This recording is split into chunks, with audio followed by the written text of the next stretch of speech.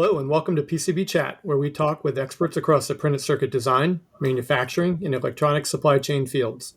I'm Mike Buetow, Editor-in-Chief of PCD&F and Circuits Assembly. Listeners may recall we did a podcast with a group of recent graduates from the Rochester Institute of Technology's Capstone program last year. There, the students conceive, design, source, and build electronics hardware as part of a senior project. It's truly a great way to immerse themselves in what a career in our industry could look like. What we didn't mention was that RIT is launching another hands-on program. This one focuses on printed circuit board design. The first offering is scheduled to start this January, and with us today to explain the concept are Chris Banton, Director of Marketing at EMA Design Automation, and Dr. James Lee, the Acting Chair of the Electrical and Computer Engineering Technology Department at RIT. Gentlemen, welcome to the show. Great to be here. Thanks, Mike. Thanks, Mike. I appreciate it. To be quite honest, I know very little about the program, so I'm going to be learning along with the rest of our listeners. Chris, I know sharing knowledge has been a passion of EMA's, well, forever. Is it presumptuous to ask whether the idea for the class started with your company? No, I don't think so. I mean, I think it's something that, and maybe not even with our company, it really started from feedback we were getting from customers. They're just having a harder and harder time sourcing new engineers that understand PCB design. And I know you've done articles and looked at industry surveys that we're really kind of seeing a gap here where the people that know PCB design are starting to get older and retire, and there's just an explosion of electronics. So there's even more demand than there maybe was before. So we're really looking at how do we help our customers get the engineers with the skills that they need to be successful. And with our proximity to RIT and Manny, our CEO, being an RIT graduate, they're just thought it'd be a great fit to see if we could work together and find a way to continue to educate engineers or newly minted engineers with the skills they need to get the jobs they want. And so if I understand it then, Manny approached RIT, is that correct? Yeah, that is correct. Manny, being one of our alum, came to us and said there is this big need out there. And he has done some work to look around and see that there were not many programs across the country in engineering schools. And so he said, would you be interested in starting a program? And we had several conversations back and forth, and it started with this initial offering, and we have seen excellent interest from the students, and so we're going to be expanding to a multi-course offering and something that students can get on their transcript and get some certifications, so they're able to put that in their portfolio and improve their employment outlooks. Are there models at RIT for working with industry to develop curriculum? Yes, we are very open to work with industry to meet their needs from a curricular perspective. So this is the perfect example where an industry sees a need and really a lack of talent or a lack of focus, I should say, in engineering programs. Another program that we've worked with is signaling through railroad areas. That is something that is a specialty that really no other program has been focusing on, and that is something that we are working with them on. And a third example would be engineering documentation, which is also something that's very critical, but is not really focused on in engineering school. Jim, RIT is well known for its engineering programs, of course, which include computer engineering technology, electrical engineering, microelectronic engineering, software engineering, robotics and manufacturing engineering technology, and those are just some of them, right? Mm-hmm.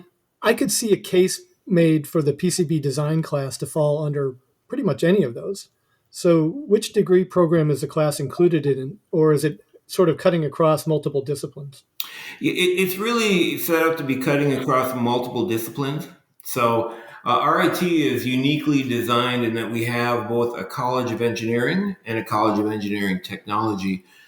both of which produce engineers. It's just a matter of how people learn. So if they learn in a more applied, hands-on fashion, that's a very good fit for the College of Engineering and Technology, whereas more of a theoretical background and the sense of how they learn, that's more of a traditional engineering program. But this course, and when we expand it to multiple course offerings, will be available to engineers from several of the programs that you talked about. So the program of computer engineering technology, electrical engineering technology. There's also a mechatronics program that will be able to take this course. And those are from the College of Engineering Technology. But then those equivalent programs that understand circuits as well. So from the traditional engineering program, so computer engineering, electrical engineering, will also be able to participate and come out with what we call an option for printed circuit board design. I'm going to take a brief break to mention today's sponsor. Join Susie Webb on February 22nd, 2022 for a special half-day webinar on best DFM practices for board engineers. There is so much more to board design than placing parts and connecting the signals electrically. This webinar will talk about good practices for building footprints, how parts might be placed for manufacturability, routing practices that are helpful, trace widths and spacing that are producible, a stack-up structure that can realistically get the impedance and return needed, and documentation for the manufacturer that is complete and understandable. Brought to you by PCB Today and EMA Design Automation, this presentation is not about how to build a board, but rather about the practical things the board engineer can do to help make fabrication and assembly easier and increase yields and lower the cost for all. Visit pcbtoday.com for details. Let's get into the nature of the program. This is initially one class, correct? Yes, initially we started out with one class that is really the basics of using the software OrCAD and understanding really how to go from an established electrical circuit to a printed circuit board.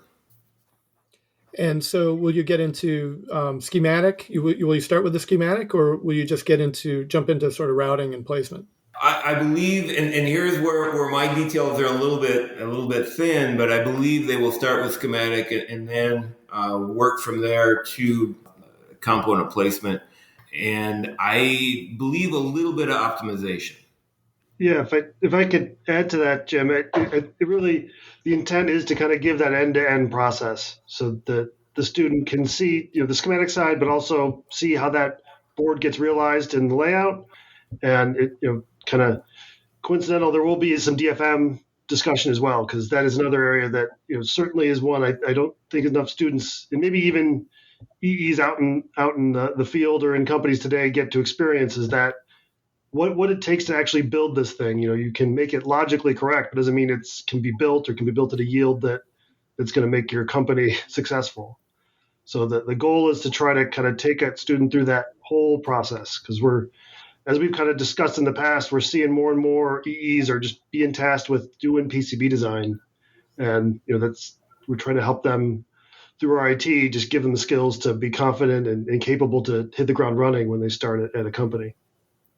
Right. And Chris, you really do need to understand that whole flow, right? I mean, it's, as a single person is responsible for multiple, has responsibility for multiple things now with regard to, the circuit and the design and then getting it into manufacturing.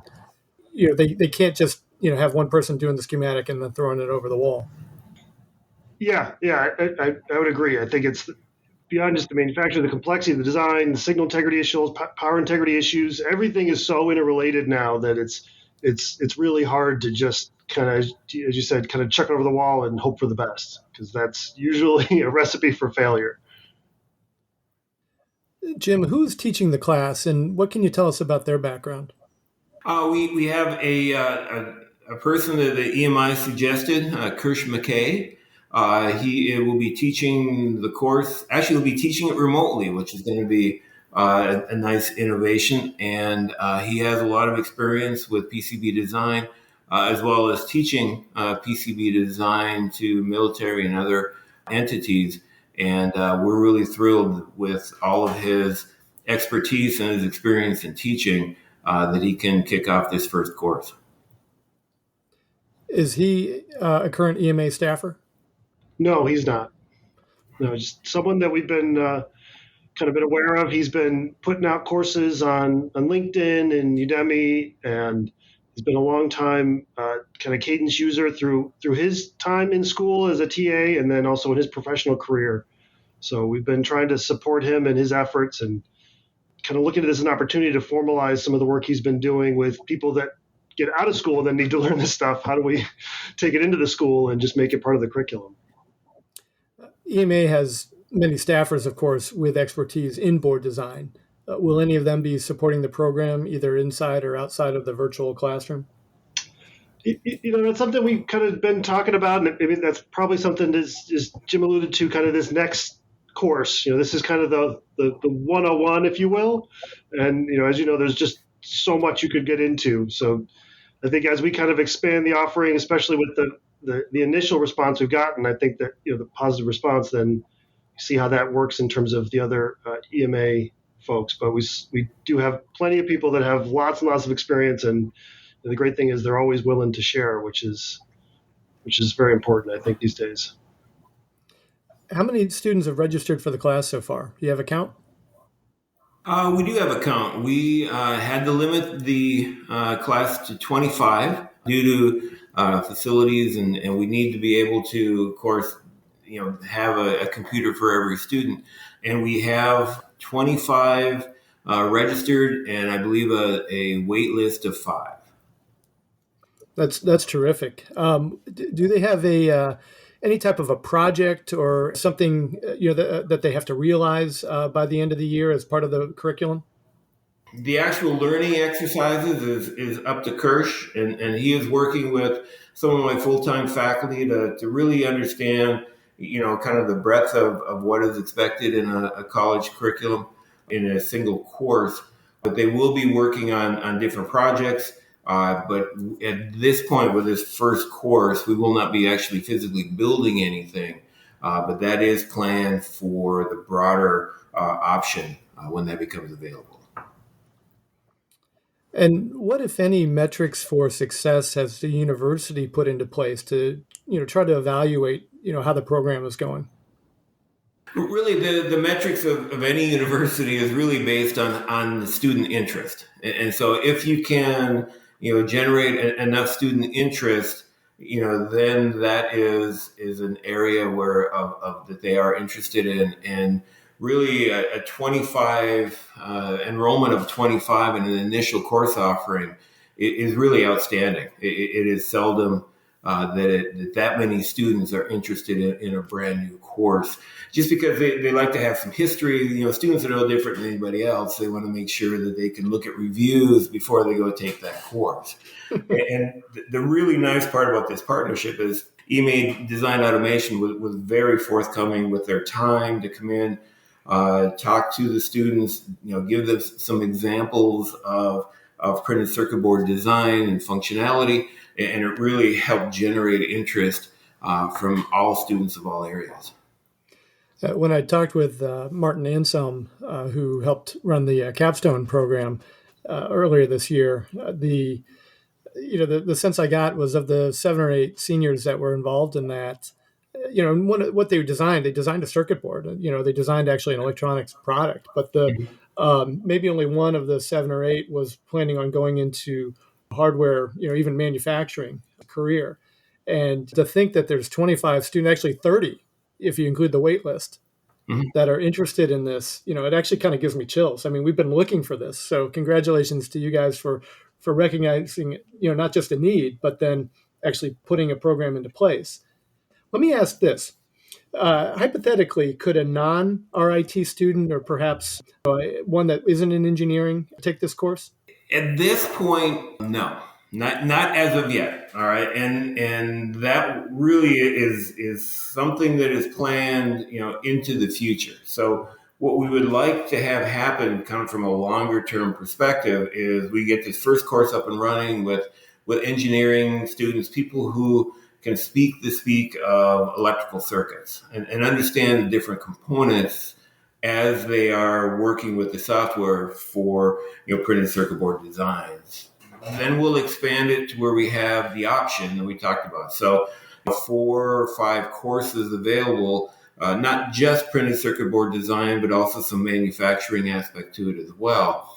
Once we have that in place, then we would be in the position to evaluate the need or the interest in what we would call non-degree certification. So in that case, once we get to that phase, then yes, someone from outside of RIT, someone from outside of an engineering discipline could sign up and take the courses.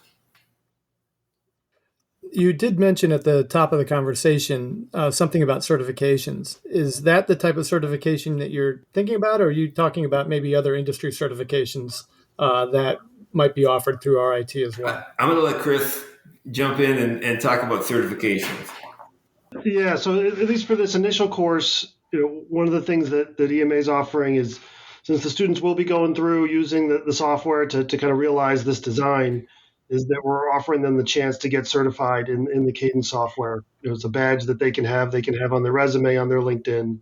It just gives employer that assurance that not only do they understand the process, but they can run the tools that are used by most of the companies in the industry. I think it'd be great going forward, of a more broader certification, or how that works with some other certification bodies like PCA or others. But that's kind of at least the start, with this 101 course is, you've mastered the basics and you have a proficiency in the tools. Jim, I know some universities have really kind of dug deep into distance learning platforms. Is that something that RIT has explored, or is this a fairly new type of a program? As with every university, we had some work going on in distance learning platforms, prior COVID. Then COVID came in and it really forced, all courses to go online. And so in that, we learned a lot about what works and what doesn't work. And so we're applying those learnings to courses like this to expand our offerings, to have some resources from a teaching perspective that we may not otherwise have, as well as resources from a student perspective. As students are becoming more or less comfortable being out in society, we're able to make those offerings. And so we have learned a lot over the past couple of years, and those are all going to be, all those learnings and things are going to be used in this course to really benefit from that distance learning option. Chris, will all the students be set up with like a student version of the OrCAD tool? Yep. Yeah. Actually, this past week, I've been working with RIT's IT to get the lab set up and everything else. But as part of kind of our commitment to this is the donation of software and access certification and all those kinds of things. Will they have those installed? Will it be like a client basis? Will they be installed on their own laptops, or would they be coming into a lab at RIT to use the software?